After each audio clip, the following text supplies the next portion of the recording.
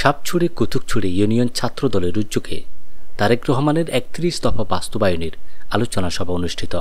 রাঙ্গামাটি হতে এস.এম. শ্রাবণ মাহমুদের প্রতিবেদনে বিস্তারিত।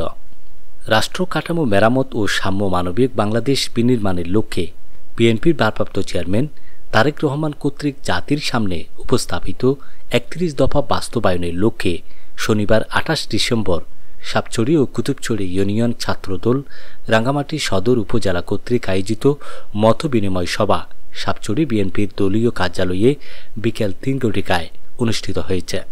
উক্ত সভায় সাপছড়ি ইউনিয়ন ছাত্রদল ও সাধারণ সম্পাদক মোহাম্মদ রবিউল ইসলাম এবং কুতুকছড়ি ইউনিয়ন ছাত্রদল এর সহ সাধারণ সম্পাদক এলফোন চাকমার সঞ্চালনায় আলোচনা সভায় সভাপতিত্ব করেন মোহাম্মদ রহিম, সভাপতি সাপছড়ি ইউনিয়ন ছাত্রদল।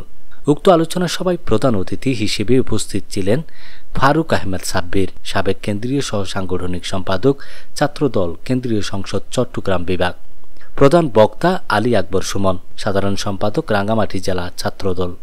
বিশেষ অতিথি হিসেবে উপস্থিত ছিলেন বাশার আজম, আহ্বায়ক রাঙ্গামাটি সদর থানা ছাত্রদল, মাহমুদুল হাসান জুয়েল, সদস্য সচিব রাঙ্গামাটি সদর থানা ছাত্রদল ও মোহাম্মদ সাইদুল ইসলাম সোহেল, পাঠাগার বিষয়ক সম্পাদক রাঙ্গামাটি জেলা ছাত্রদল সহ দলের অঙ্গ সংগঠনের নেতৃবৃন্দগণ উপস্থিত ছিলেন।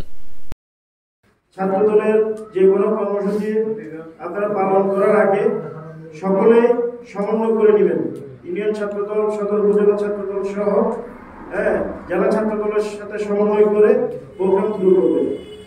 রাষ্ট্র মেরামতের ৩১ দফা, সেই ৩১ দফার মতবিনিময় সভায় উপস্থিত এবং আজকের এই সভার সভাপতিত্ব করছেন